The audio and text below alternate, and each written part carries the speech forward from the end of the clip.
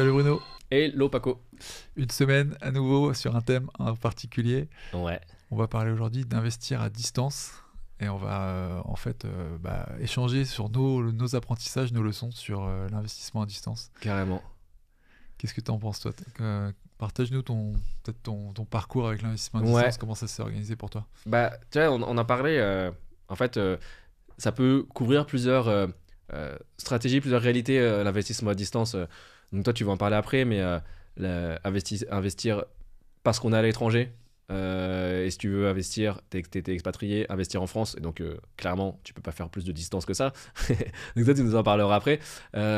Moi, mon expérience d'investir à distance, c'était plutôt par recherche de plus de rentabilité dans la stratégie. Toi, aujourd'hui, j'habite dans une ville qui était trop chère. Prenons quand j'ai commencé, tu vois, à Strasbourg. Et donc, j'ai essayé d'aller chercher une ville et une zone qui soit plus rentable pour aller chercher du cash flow, tout simplement. Et aujourd'hui, tu vois, cette recherche de quelque chose de rentable, c'est clair que il faut. Enfin, c'est compliqué dans les grosses métropoles. Et aujourd'hui, moi, c'est la problématique que la plupart des gens que j'accompagne font, c'est on habite.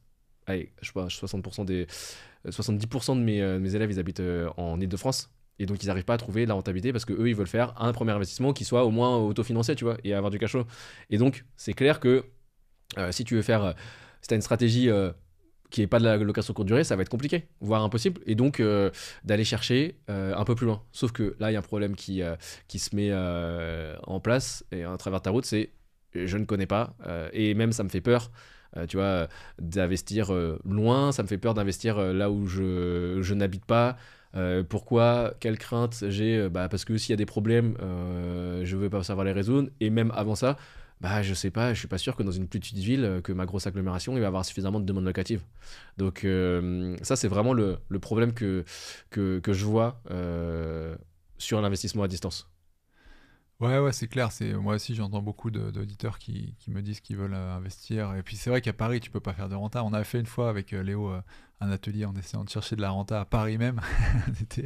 On Ouais, était un peu désespéré. Après, tu peux toujours, mais ça demande de transformer, ça demande des trucs plus lourds, des trucs plus risqués. Et c'est pas le premier investisseur venu qui va faire de la renta oui. là-dessus. Et en fonction du budget, tu vois, même des fois, c'est juste par rapport au budget, tu vois aussi. Ouais. Tu peux pas faire un bien en moins de 100 000 euros à Paris, c'est compliqué, tu vois. Hmm. Si t'as envie de faire, si c'est ton budget pour commencer.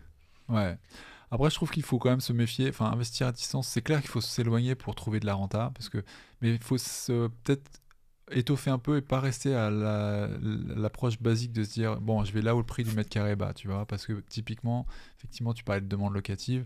Il y a beaucoup d'attrait vers, tu vois, Saint-Étienne, machin. Alors, je sais j'ai connu des investisseurs là-bas ça fonctionne bien aussi. Mais tu vois, aller chercher dans juste le prix au mètre carré en disant bon là mécaniquement en fait si je l'achète à temps que le prix du loyer parce que il y a un gap qui se fait en fait entre le prix du foncier et le prix du loyer, c'est ça qu'il faut essayer de gérer et le prix du loyer peut pas baisser autant que ne baisse parfois le prix du foncier d'une région à une autre, tu Mm. vois. Et donc ça peut attirer mécaniquement sur le papier, ah bah là il y a de la renta, il y en a pas, sauf que la vraie renta c'est celle qui rentre, c'est le cash qui rentre quand tu as donc, la demande. Donc moi, la première chose que j'analyserais pour investir à distance, c'est vraiment déjà la vision macro, enfin macro, micro, mais enfin macro en termes de région, c'est-à-dire l'attrait économique. Tu vois, ça pour moi, quand tu investis à distance, c'est plus important peut-être que quand tu n'investis pas à distance parce que tu connais déjà la région, parce que tu vis là où tu investis.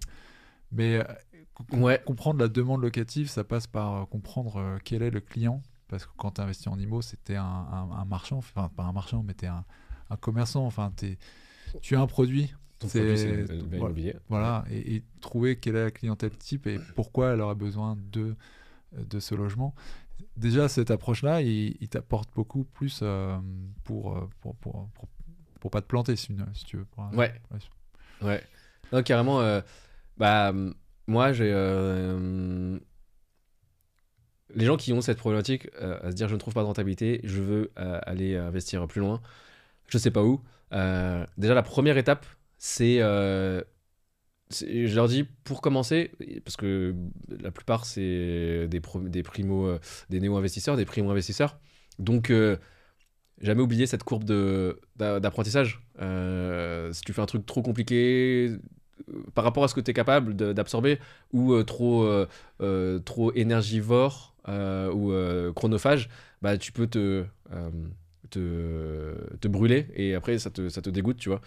Et donc, moi j'ai vraiment cette notion de stratégie de la couronne ou du donut. Tu vois, c'est-à-dire là où tu es, tu traces un cercle autour 2 heures et tu cherches, et déjà ça va être ça ton périmètre, tu vois. C'est-à-dire que t'es pas obligé d'être là où tu es maintenant, surtout si tu habites dans une zone qui est trop chère. Donc, tu vois, donut, ça veut dire t'exclus ce qui est trop cher, donc l'Île-de-France. Bah, tu vois, pour quelqu'un qui habite à Paris, t'exclus l'Île-de-France et tu vas dans la couronne, dans le donut qui est autour, tu vois, jusqu'à 2 heures maximum. Et donc là, ça te donne un nombre de villes. Genre, il y en a beaucoup, tu vois. Mais tu vois, c'est pas toute la France non plus. Et tu vas pas forcément aller que à Saint-Étienne ou à Mulhouse, ou enfin ce que tu as vu comme ville étant la plus rentable dans les classements de je sais pas quel magazine, tu vois. Déjà, ça va te limiter. Et ensuite, comme tu dis, commencer et faire des analyses de marché qui soient vraiment très, très poussées, tu vois. Donc tu vois, moi là j'ai une nouvelle cohorte d'élèves là aujourd'hui, putain, mais même je sais même pas comment choisir le nombre de villes, tu vois, parce que ok, autour de Paris potentiellement il y en a 50 qui sont intéressantes, et je leur dis en fait, c'est pas le but, c'est pas forcément de trouver la meilleure des meilleures des villes parmi les 60 qui existent. Le but c'est d'aller avoir un seuil suffisant de demande locative et de rentabilité moyenne, tu vois. Ça sert à rien d'essayer de trouver la meilleure, etc. Parce qu'en réalité, ça n'existe pas vraiment la meilleure, tu vois. Et même, tu vois, si tu prends une ville, on va dire que toi, ton objectif, c'est de faire un appartement, bah, T2 ou T3, dans lequel tu vas devoir trouver un ou deux locataires. Bah, que tu aies 100 demandes ou que tu aies 20 demandes de locataires, au final ça change pas grand chose, tu vois. Je veux dire, tu vas pas éplucher 100 demandes et tu vas pas forcément trouver un meilleur locataire quand t'as 100 demandes que quand t'as 20 demandes, tu vois. Et donc, moi, par exemple, tu vois, dans demande locative, il faut que tu aies sur ton bien une annonce test, tu vois, on fait une annonce test, il faut que tu aies au moins, allez, 10 personnes, c'est bien, dans la première semaine, 10 personnes donc, qui sont qualifiées par rapport au loyer, etc., qui ont un statut qui est, tu vois, qui est acceptable. Et si tu as ça, c'est bien, tu vois. Et donc, t'as pas besoin d'aller dans la ville où tu vas recevoir. Bah, tu vois, à Paris, si tu mets une petite annonce, tu vas recevoir 100, 200 réponses dans la journée, dans la semaine. Mais en fait, ça sert à rien d'avoir autant. C'est juste dire quel est le seuil minimum. Et donc, tu vois, à partir d'une dizaine, c'est bon. Et donc, dans ce cas-là, bah, choisis une ville, soit que tu connais, sur lesquelles tu as déjà un a priori négatif, positif, pardon, et va creuser. Et moi, des fois, bah, souvent, mes élèves, ils ont pas. Ils ont peur de se dire. Tu vois, en fait, je leur donne une liste top 360 des zones dans lesquelles investir. D'ailleurs, on pourrait partager ça comme ressource. Ouais, ça va être ma ressource du mois, ils pourront aller voir. Donc, ils sont des zones urbaines en fonction de la taille. Et donc, souvent, les gens ils se focalisent sur le top 60 des villes. Quelquefois top 160, mais dans les top 360, où c'est des villes qui vont être, des zones qui vont être à plus de 10 000 habitants, ça paraît trop petit pour les gens, et je les force à aller analyser, à faire une analyse profonde, au moins une ville dans chaque catégorie, tu vois. Donc les top 60, ils ont toujours une idée. Top 160, ça devient un peu plus compliqué, et top 360, ils sont toujours là, oh non, mais j'ai trop peur et tout. Je leur dis, non, faut que tu le fasses, fais-le, et on va aller même jusqu'à faire une annonce test, et tu vas voir que tu vas avoir dans ces zones-là au moins 10 demandes pour un bien, un T2, un T3. Et donc, tu verras que juste en ayant fait les choses et en ayant cherché les datas, en fait, tu as le seuil suffisant, tu vois. C'est pour ça que qu'à chaque fois que je vois des classements, les meilleures villes pour investir, Ouais. les gros titres des journaux, je trouve ça tellement ridicule. Mm. Parce que, comme toi, je pense que dans une ville, dans une rue même, il y a Aussi. T'as une pépite et t'as une bouse, quoi. Aussi. Et tu peux trouver la bouse en te disant je suis dans la ville la plus rentable. Bah non, mais t'as une bouse. Exactement. Exactement. Pas de chance. Donc c'est vrai que c'est bien cette idée de se dire quel est l'environnement dans lequel qui est favorable, reste favorable Ouais. à pour moi de chercher une bonne affaire. Ouais. En fait, tant qu'il n'y a pas d'obstacle, finalement, ça reste ouvert et tu peux y aller. Mais Ouais. c'est pas la ville, effectivement, ouais, c'est pas la ville qui va te donner la bonne affaire. Ouais. C'est pas parce que tu investis dans cette Ouais. ville que tu vas trouver la bonne affaire. C'est ça. C'est Tu vois, c'est suffisant. Qu'est-ce qui est suffisant, tu vois? carrément, ouais, c'est ça, un palier minimum à atteindre, quoi. Mm. Après, moi, j'ai une vision assez différente des atouts d'investir à distance. Ouais. Et j'inciterais plus, moi, les gens à aller vraiment là où ils peuvent pas y être en 2 heures en voiture. Ouais. Bon, ça a été mon cas parce que j'ai investi au Brésil. Du coup, la première investissement, j'étais au Brésil, donc fatalement, je pouvais pas me déplacer. Ouais. Parce que je trouve que le fait de savoir que tu peux être là où tu vas investir rapidement, en fait, ça va biaiser un petit peu tes actions, ça va te faire t'inciter peut-être à y aller plus souvent que tu ne devrais le faire, et peut-être être un peu moins rigoureux, moins discipliné dans l'approche, et moins planifié, tu vois, dans la sélection des artisans, la sélection des locataires, parce qu'il y a moins d'enjeux, parce que tu dis, bon, je suis à côté, au pire, je peux le faire, tu vois. Et pareil aussi sur la gestion locative, si tu peux y être, pourquoi prendre une agence, tu vois, tu peux te faire toi-même, peut-être faire les visites et tout, et tu commences à... C'est pas un truc qui est soutenable si tu veux enchaîner plusieurs projets immobiliers, Ouais. de faire toi-même les états des lieux, les entrées-sorties des locataires. Et je pense que moi j'aime bien l'idée de dire je choisis un truc tellement loin que en fait ça me fait passer en mode vraiment analytique. Je regarde froidement les choses. Pareil sur les données économiques, tu vois, Ouais. quels sont les points d'intérêt. Je le vois vraiment comme un investissement, comme si c'était un investissement dans une boîte, dans une start-up ou quoi. Ouais. Et j'exclus tout ce qui est ce dont l'immobilier est plein, c'est-à-dire tous les motifs, l'humain, etc. Ouais. Et je me dis, je vais chercher la bonne affaire, je vais chercher un rendement, il me faut ça, ça, ça, ça. Je regarde les critères et je suis beaucoup plus discipliné. Et je trouve que c'est plus facile de le faire quand Enfin là, tu vois, moi j'ai investi à Saint-Denis. Ouais. Là, il y a un dégât des eaux, bon bah j'y vais, quoi. Parce que je suis Toi, est-ce que t'habites à combien de temps Moi, je suis c'est quand même 1h30, on va dire. Quand il y a des bouchons, 1 heure à 1h30. Mais j'y vais parce que je me dis, ça c'est complètement con de prendre quelqu'un, j'habite à côté, tout ça, payer quelqu'un, ça me fait mal de payer quelqu'un, sachant que moi je peux y être en 1h30. Sauf que en réfléchissant, est-ce que c'est la bonne décision, tu vois? Est-ce que si le truc était à Mulhouse, ou je me dirais pas, maintenant je vais m'organiser pour que s'il y a ça, j'ai cette personne clé qui va m'aider, s'il y a ça, il y a cette personne clé. Ouais. Et en faisant ça, on sait bien que c'est comme ça que tu as des projets qui sont un peu mieux ficelés et que tu peux les enchaîner, sinon tu peux pas toi-même physiquement aller à droite, à gauche, tu vois. Et je trouve que c'est ça le penchant un petit peu, le risque un petit peu d'investir proche de chez toi, c'est qu'on a trop tendance à dire on va faire soi-même. Ouais. Non, mais il y a 2 choses sur ça. C'est la première, 1h30, 2 heures, ça commence à être. Enfin, Ouais. moi. Enfin. Dans ton donut, c'est 2 heures, non? Ouais, non, mais je trouve pas ça. Enfin, je trouve que ça commence à être loin, tu vois. C'est loin, ouais. Mais Enfin, genre, moi, je me suis jamais déplacé pour un dégât des eaux, tu vois. Okay. Peut-être que t'étais trop contre le fric, tu vois. Ouais. Non, mais en fait, je prendrais ce que tu. D'y aller, enfin, d'investir à 2 heures, mais de faire tout déléguer comme si. Enfin, d'intégrer déjà cette mentalité quand c'est à 2 heures. Parce que je le vois, moi, par exemple, quand je vais faire des visites, ou quand je vais aider des élèves à aller faire des visites, c'est en fait, vu que tu vas te déplacer pour une journée et tu vas faire au moins 2, 3, 4, 5 visites dans la journée, tu vois, et d'essayer de faire des trucs en batch,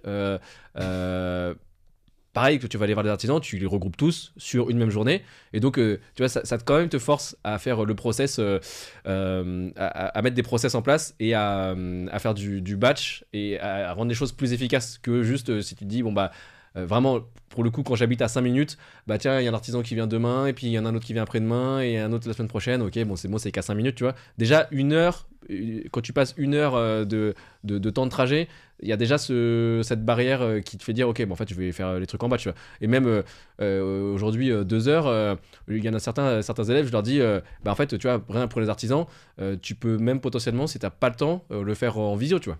Aujourd'hui, c'est largement faisable. Donc pour ça, il faut quand même avoir certaines choses en place, tu vois. C'est-à-dire, t'as un cahier des charges, t'as un plan, et du coup, en fait, t'as déjà transmis ça à l'artisan. Donc quand il a la visite, lui, il a ça sous les yeux. Et donc toi, tu lui expliques, voilà, en se baladant, bah voilà, là, on voit, on est sur le plan, on est ici, c'est ça que j'ai prévu, il faut enlever ça, etc. Et donc, en fait, c'est comme si c'était comme si t'étais à côté de lui, quoi. Ouais. Pour ça, il faut que tu t'entendes bien avec l'agent immobilier, que l'agent immobilier se dise ok, bah c'est bon, je vais ouvrir les clés à l'artisan pour qu'il le fasse, tu vois. Et j'ai des élèves qui ont fait des devis sans avoir été même sur place, tu vois. Donc tu vois, être à 2 heures, tu commences, même à 1 heure, tu commences à pouvoir faire ça. Et enfin, moi, de toute façon, c'est ce que je pousse parce que je suis process. Donc, le plus tu délègues, tu vois, sur les petits travaux, les travaux d'urgence comme ça, dégâts des eaux, je sais pas, électricité, chauffage, je leur dis en fait, à partir du moment où vous faites vos investissements, ayez déjà une petite team de 3 artisans, tu vas avoir le chauffagiste, l'électricien, le plombier, pour les trucs qui sont vraiment, tu sais, qui sont besoin d'urgence, et doubler chaque poste, tu vois. Et déjà une conversation avec eux. Voilà, si demain je dois faire appel à vous, combien ça coûte le déplacement en urgence et est-ce qu'on s'accorde sur le prix? Donc comme ça, hop, dès que t'as un truc, c'est pas toi qui vas. De toute façon, là par exemple, le dégât des eaux, c'est toi qui vas réparer le truc? Non, mais c'était le passage d'un expert en fait de Ah l'assurance ok, après le dégâts des eaux pour pouvoir faire l'expertise, faire jouer l'assurance, tu vois. d'accord, ok, Donc, ok. Ah bah moi, j'avoue, j'ai déjà fait aussi à distance. mhm. Mais ouais, du coup, tu vois, l'aspect distance, et j'aime bien ce que tu as dit sur.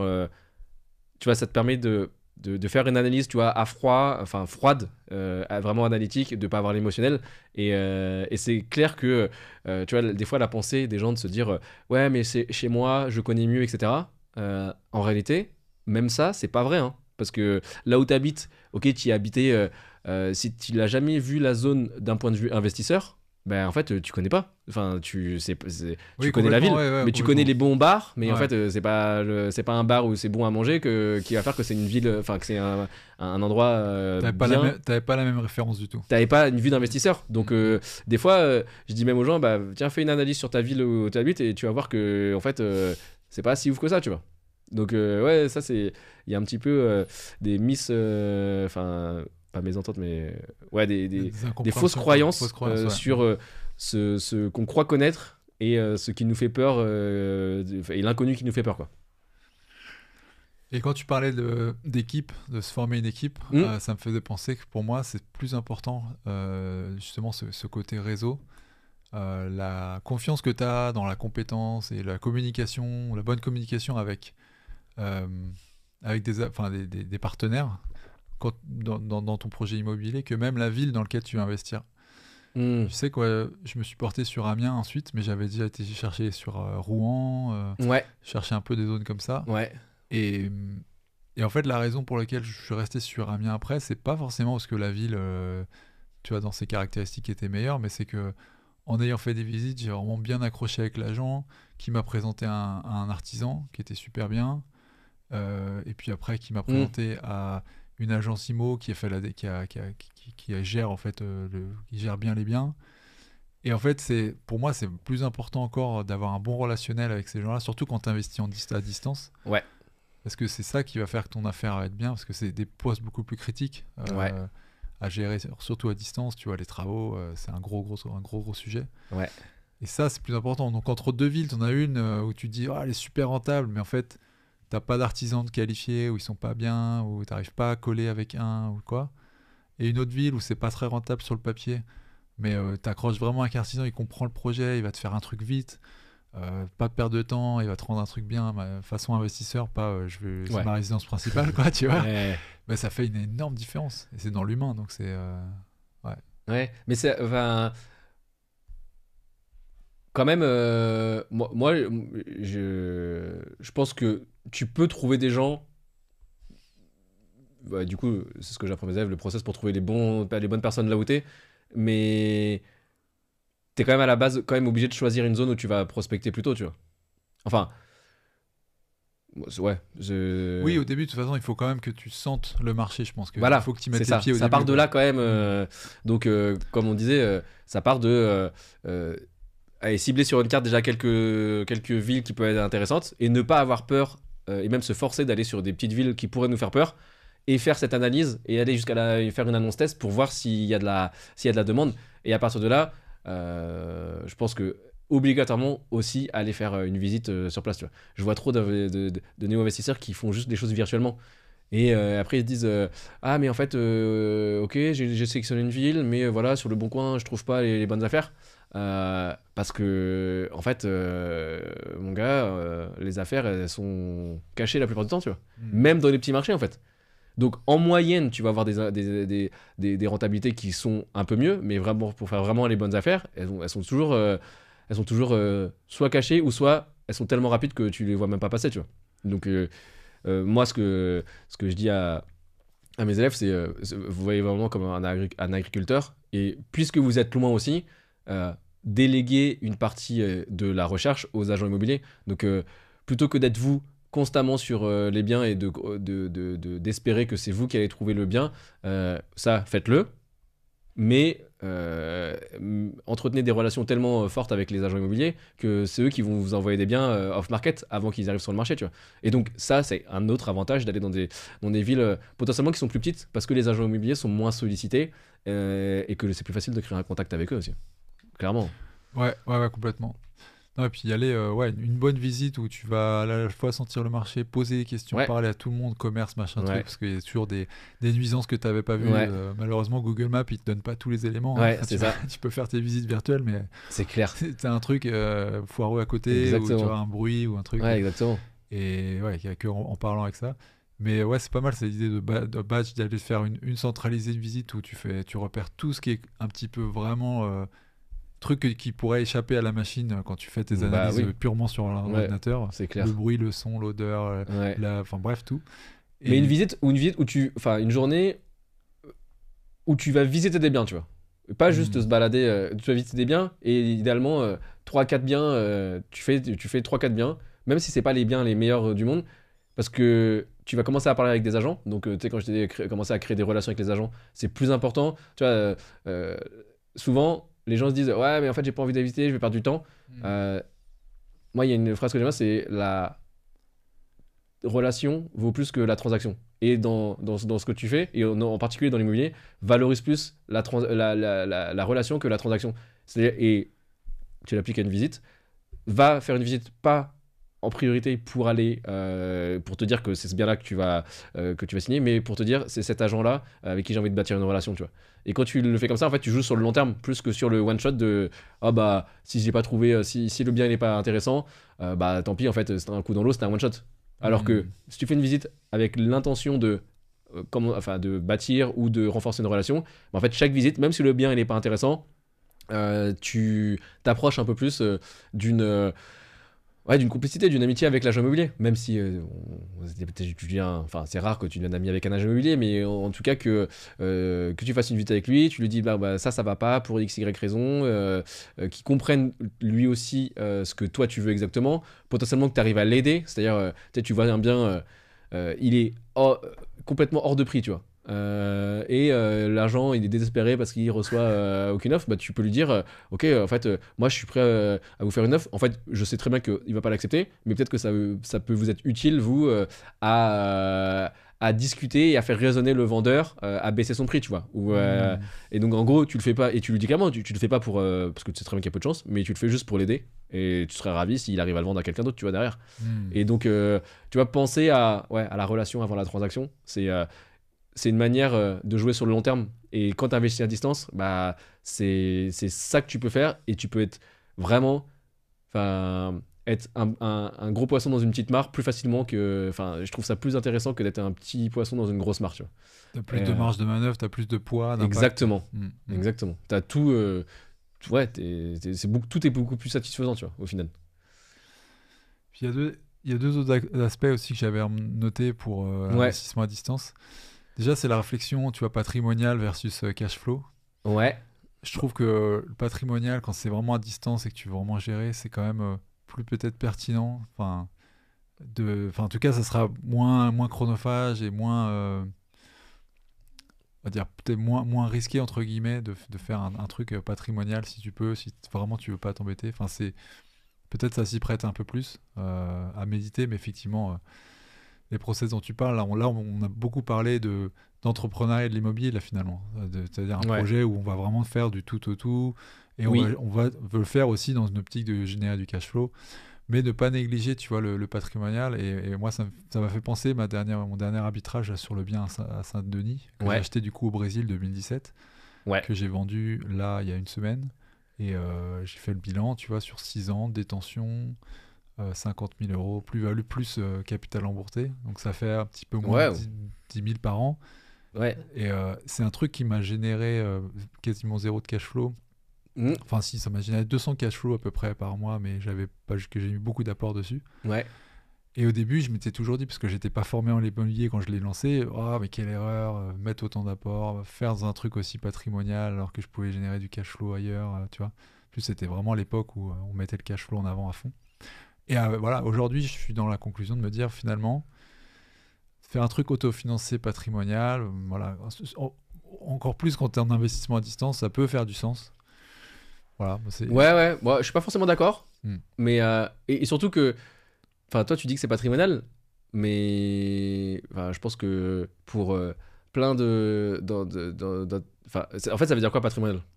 Non, quand je veux dire patrimonial, c'est que tu as une bonne chance que le prix du foncier augmente.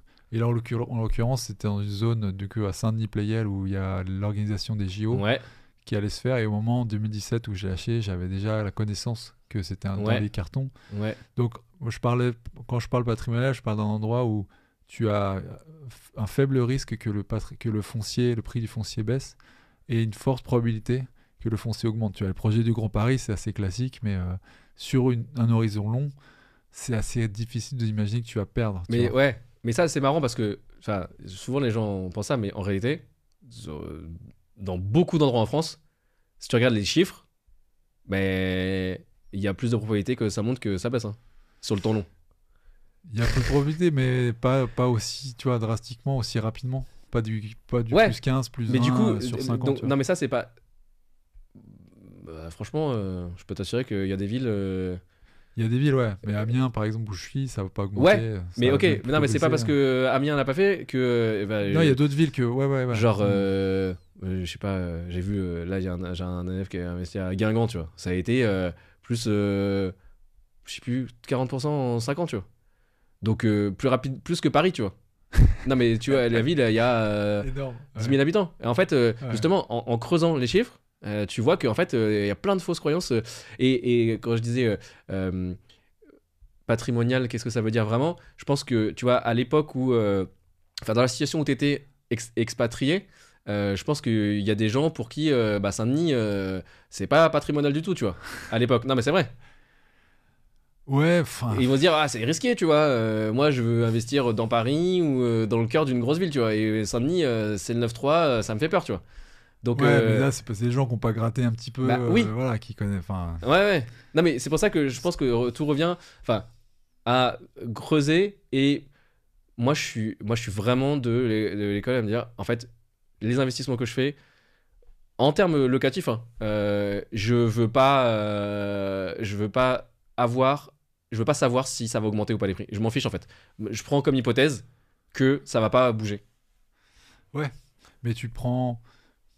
Ouais. Ouais. Non, Et donc, en l'autre tout cas en aspect. locatif, Ouais. par contre, je vais chercher le cash flow et au moins, quand je dis cash flow ou l'autofinancement, c'est-à-dire que la banque va me permettre et va m'autoriser à refaire un deuxième investissement après, tu vois, comme critère de base. Ouais.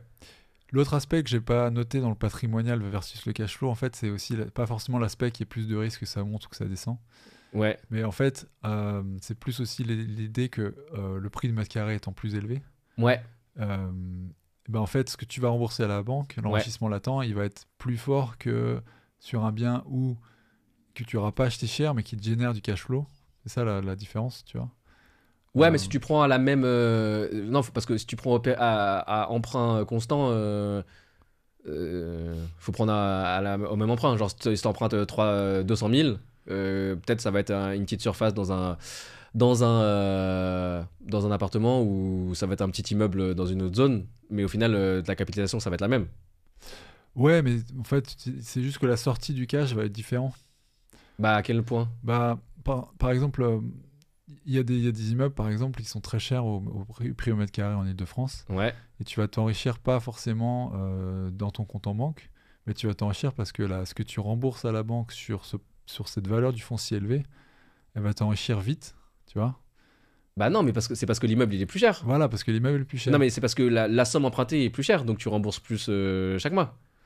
Oui, Mais regarde, bah, du coup, c'est pour ça qu'il faut comparer à emprunt oui, il faut constant. comparer, oui, bien sûr, parce que avec un même capital d'argent au départ, Oui. tu vas pas acheter le même niveau de foncier si tu as un prix au mètre carré à 10 000 que si tu as un prix à 3 000, quoi. Ouais, mais Donc c'est pour enfin, ça. l'emprunt que tu fais, tu capitalises toujours pareil. Oui, tu capitalises pareil. Si par exemple tes 200 000 euros, Ouais, tu les investis dans un studio à Paris ouais, ou que tu les investis dans un immeuble de ouais. rapport, c'est exactement pareil en Donc, termes de ce que tu rembourses, on est d'accord. exactement. Sauf que moi, sauf que dans l'approche cash flow, Ouais. tu vas dégager beaucoup plus de cash flow sur un. Enfin, ta valeur elle va être beaucoup plus importante sur ce que tu achètes au prix bas un prix du foncier bas, tu vois. Ouais, donc c'est un. C'est ça la différence. Je sais pas comment tu vois la différence, sinon patrimoine et cash flow. Moi, je la voyais comme ça. En fait, je vois pas de différence. Enfin, je trouve que c'est. Non, mais en fait, je trouve que c'est. Il y a pas de. En gros, c'est est-ce que tu perds de l'argent ou pas dans l'exploitation? Hmm. Et c'est le seul critère que je prends en compte parce que gagner de l'argent sur. Enfin, espérer le prix du mètre carré monter, en fait, j'ai pas de contrôle, donc en fait, je le prends pas dans l'équation. Non, ouais, c'est clair. La seule chose que tu. Enfin, que je peux pricer, c'est. J'achète. Aujourd'hui, je fais les travaux, je revends demain, donc dans un an. Donc il n'y a pas la valeur, il n'y a pas l'aspect temps et le prix du marché qui monte. C'est juste que tu sais que tu as créé de la valeur dans le bien et donc que tu as fait une plus-value, mais parce que tu as créé de la valeur, pas parce que le marché est monté, tu vois. Donc ça, à la limite, tu peux le pricer, mais du coup, ça, c'est une stratégie d'achat-revente. La stratégie Hmm. d'achat-revente, tu te poses pas la question de savoir si le marché il monte ou il descend, en fait. Tu bases sur qu'est-ce que tu peux avoir à l'instant T, quelle est la décote actuelle du marché et quels sont les prix de tes travaux, tu vois. Donc Ouais. ça, en bref, c'est une chose sur laquelle tu as le contrôle. Mais croire que, en fait, j'ai l'impression que c'est une fausse idée de se dire, enfin, ouais, c'est une fausse, c'est se rassurer faussement de croire que et de se dire que dans cette zone ça va plus monter. Parce que la plupart des gens, l'immobilier il monte. Enfin, genre là, comme je te disais, il y a des petites villes, bah, les gens ils disent ah j'ai fait le bon choix. En fait, t'as pas fait un choix vraiment. Ok, peut-être Saint-Denis, ok, t'as un projet de métro. C'est ok. Potentiellement, c'est un choix qui a été fait Ouais. intéressant. Et là où tu pouvais le voir, je suis d'accord. Mais en fait, ça correspond à très peu de zones aussi, tu vois. Mais plus fondamentalement, ce que je voulais dire, c'est plus que quand tu bases en fait la création de valeur sur de l'exploitation, Ouais, c'est-à-dire ouais, quand tu gères, parce que projet à cash flow, typiquement LCD ou coloc, ouais, ouais, tu vas gérer du cash flow, ouais. voilà. Mm. Quand tu gères sur quelque chose comme ça, où c'est vraiment l'exploitation plutôt. Après, ça peut être aussi l'avoir acheté plus bas que le marché, Mm. mais ça va être beaucoup sur l'exploitation après, ce que tu vas en faire qui va créer la valeur. Ouais. C'est en général plus chronophage et quand tu investis à distance, est-ce que c'est le type de truc, enfin le type de bien que tu voudrais, enfin ça peut être plus pertinent aussi, enfin d'aller sur quelque chose de plus passif en fait. Moi, j'analyse un petit peu ça comme ça, mais c'est pas toujours le cas. Mais en gros, l'idée c'était de dire si tu investis à distance et que du coup, parce que tu investis à distance, tu n'as pas énormément autant de temps pour faire de l'immobilier, ça peut être pas mal bah, d'aller sur voilà, du plus passif, quoi. Après que ça soit patrimonial ou non, mais en général patrimonial. C'est-à-dire un truc en longue durée Mm. où en fait le remboursement du capital c'est tout ce que tu veux et où tu sais que il va pas avoir de problème de vacances. Euh, Ça peut être intéressant. Mais parce que tu es à distance plus que si tu étais. Voilà, si t'as déjà. Enfin, c'est aussi lié aux histoires de temps, tu vois. Si tu as plus de temps ou pas voilà, pour faire Ouais, mais après, enfin, si tu mets en place les bons process, enfin, je veux dire, aujourd'hui, Ouais. tu prends une conciergerie, tu peux faire des CLD à distance, hein. Et il n'y a pas de. Enfin, il n'y a rien, Ouais. rien ne t'empêche, tu vois. En fait, je me dis qu'il peut. Enfin, faut pas se. Ça dépend plutôt de ce que tu as envie de faire. Et si tu as envie de vraiment d'aller chercher plus de rentabilité, bah ouais, tu peux aller chercher dans des zones qui sont un peu plus rentables. Et si tu as envie de faire encore plus de rentabilité, bah tu peux aller dans une zone qui est moins chère et faire de l'exploitation Ouais. d'exploitation Encore, meilleur des deux à haut mondes, rendement, quoi. tu vois. Mm. Et donc en fait, ça dépend aussi de ce que tu veux faire. Et si tu as envie de faire ça, par contre, essaye de mettre en place des process et de déléguer plus, tu vois. Parce que tu vois, des fois les gens disent oui, mais du coup, si je fais de la location courte durée, mais que je délègue, ça va pas gagner plus. Bah, en fait, si, ça gagne quand même plus que de faire de la location meublée à l'année. Même si tu délègues de la location courte durée, tu vois. Tu as des outils, des ressources justement sur cet aspect-là enfin, pour investir à distance, des choses que. Bah, ouais, je pourrais partager la, le top 360 là, que j'utilise pour mes élèves et forcer les gens à choisir une ville dans chaque catégorie et d'aller la creuser en prenant en compte périmètre du donut là. Yes, ça c'est cool. On mettra ça, bah, je sais pas, tu mettras ça dans les Ouais. commentaires. Moi j'ai une petite aussi un petit PDF à partager sur les outils principalement de recherche en fait, mais c'est des trucs peut-être que les gens connaissent, mais peut-être qu'ils connaissent pas encore. Où tu as des sites assez intéressants pour chercher Vas-y, des disons affaires, deux. études de réseau, enfin recherche, études de secteur. Ouais, ok, donc c'est l'analyse du marché. Analyse du marché, ouais. et puis après gestion aussi locative. Ok, bah, par exemple, il y en a quoi, un ou deux qui te viennent en tête là? Ouais, bah typiquement, bah, déjà tu commences premier gros tamis, meilleurs agents.